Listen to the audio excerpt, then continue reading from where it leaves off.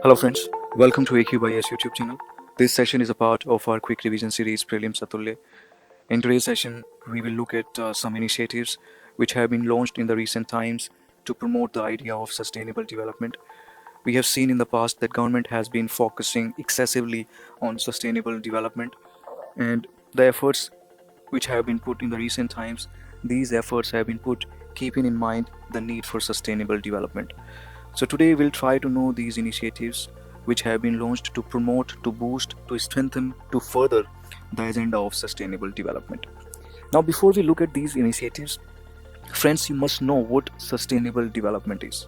You must possess the clarity pertaining to this concept. See, multiple definitions are available here and there. There are so many definitions. But the most cited, most appropriate definition that I have come across, it is available in a very famous report. The name of the report is Our Common Future. So this report, it was published by Brundtland Commission in 1987.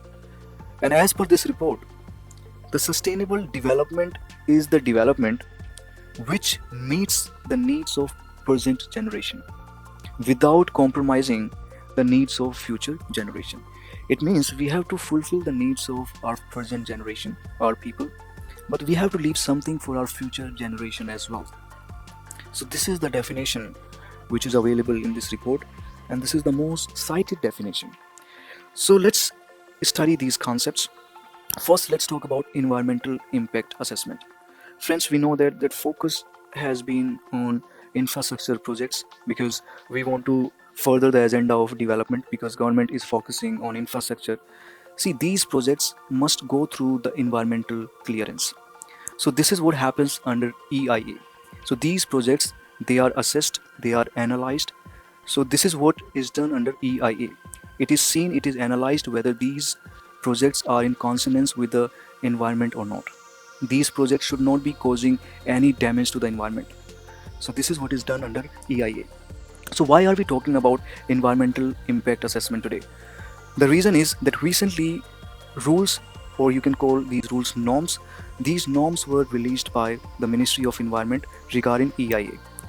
So these rules are the updated version of 2006 rules. So last time the rules which were released, these rules were released in 2006, and now these rules have been updated, and these are more comprehensive rules to make the process more transparent, to make the process more faster. That's why these rules have been released.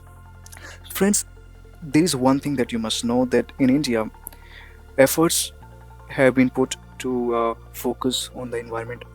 And if you look at the history, if you look at the timeline, then in 1986, Environmental Protection Act was enacted. Okay, because we have been putting the efforts, so we needed a legislative cover. Because when the government is putting the efforts, these efforts should be backed by some legal authority. So this is what had happened when we enacted 1986 Act. See, this 1986 Act, it was enacted after Bhopal gas tragedy. We know that it occurred in 1984, and then government decided to come up with this particular act. So these norms also, these have been released, these have been published under Environmental Protection Act 1986. Okay, so these are the updated version of 2006 rules. These are much better, much comprehensive, and these rules will make the process more transparent, more better. Now let's move forward. Let's talk about NGT. See, NGT, it remains in the news. Every now and then you come across articles related to NGT. So why do we have this particular body? What is the reason? Let's try to know that. See, this NGT, it has recently completed 10 years. That's why it was in news, and everywhere, everybody was talking about NGT. There were numerous articles in the newspaper. See, this NGT, it is a statutory body. So this is something which you must be knowing. It is a statutory body, and it was established under National Green Tribunal Act 2010. So this particular act provides the legal authority to this tribunal. Now here the important fact is that this tribunal, it is not bound by the Code of Civil Procedure 1908 or Indian Evidence Act 1872. Okay, so this NGT, it is guided by the principles of natural justice. This is something which you need to be remembering. See, we know that our courts are overburdened. We are seeing the high amount of pendency, be it at the High Court level or Supreme Court level. So since our courts are overburdened, now this burden has been reduced because of the National Green Tribunal, because this tribunal is handling the cases related to environmental protection. This tribunal is disposing the cases related to conservation of forest and other natural resources. So indeed this particular tribunal has provided a much needed relief to high courts and Supreme Court. Now let's move forward. Let's talk about one sun, one world, one grid. See, Prime Minister Modi once said that right now world is in peril. Why? Because of the excessive use of fossil fuels. And right now we must turn to solar, because the solar energy is the future. So for brighter future, for secured future, the entire world must turn to solar energy. See, these are the words of Prime Minister Modi. And we know that the government of India has been emphasizing for the use of solar energy. In our last session, if you recall, we studied about International Solar Alliance, and this alliance was proposed, was muted, the idea was muted by the Prime Minister Modi. And this idea also, which is one sun, one world, one grid, it was also proposed by the Prime Minister Modi during the first General Assembly of International Solar Alliance. See, the rationale behind this one sun, one world, one grid is the sun never sets. So if sun sets here in our country, it is rising somewhere else. So this is the idea behind one sun, one world, one grid. So the world can become one place. We can actually depend upon other countries. Okay, there must be interconnected grid so that this solar energy can be transmitted with ease. So this is the idea, to have one global, one common grid. So we can call it one sun, one world, one grid. This is the concept.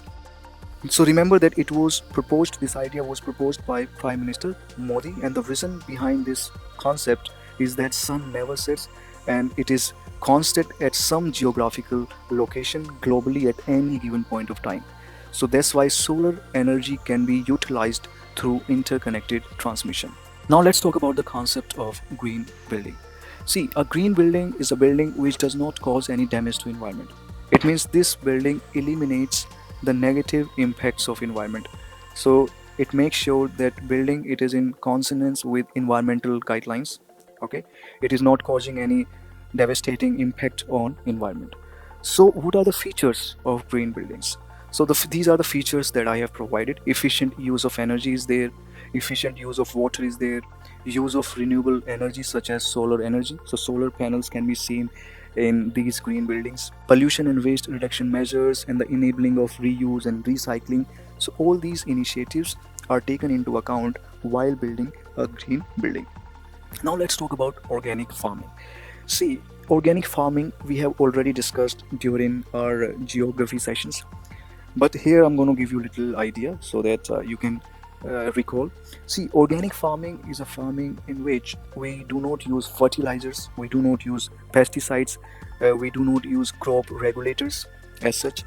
So in organic farming, we merely use green manures, cow dung, and other biofertilizers. So all these organic things are used in organic farming. So government has been putting efforts to promote organic farming, we know that, and so many initiatives have been launched in the recent times to promote the organic farming. So these are some initiatives: Paramparagat Krishi Vikas Yojana, Mission Organic Value Chain Development for Northeastern Region, Organic E-commerce platform Jeev Kheti for directly linking organic farmers with retail as well as bulk buyers. So this first scheme, it promotes the organic farming, that farmers should be adopting organic methods to practice the agriculture. And second, Mission Organic Value Chain Development, this particular initiative also, it promotes, it encourages farmers to go for organic farming. And the third platform, it is for directly linking farmers with retail as well as bulk buyers. Okay, so that's all you need to know regarding organic farming. And if you want more clarity, then you can watch our geography session. We have comprehensively discussed about organic farming. Now let's talk about electric vehicles. See, in the recent times, government has put numerous efforts to promote electric vehicles, and some of these initiatives I have included here in the slide, because right now we want to promote the use of electric vehicles. And in fact, I have made one separate video on electric vehicle. If you check out our platform, you will definitely find this video.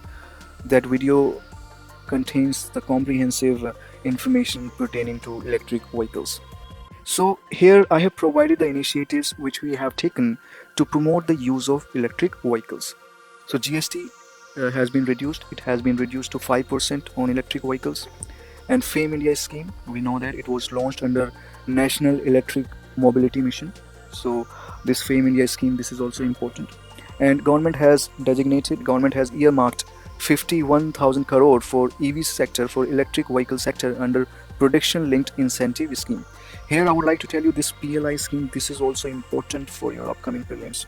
Okay, and we have made a couple of videos on PLI scheme also, so you can find these videos on our platform, on our YouTube platform. Okay, so and here I have included the sustainable development goals as well. There might be a question on this particular topic, because in the past UPSC asked question on sustainable development goals, so you can find a way to memorize these goals. Okay, and you can download these notes and keep revising. This is a very crucial time for you. And if you have liked our initiative, if you have found this video useful, then kindly subscribe our YouTube channel. So that's all for today's session. I'll see you in the next session soon. Bye bye. Thank you very much. Take care.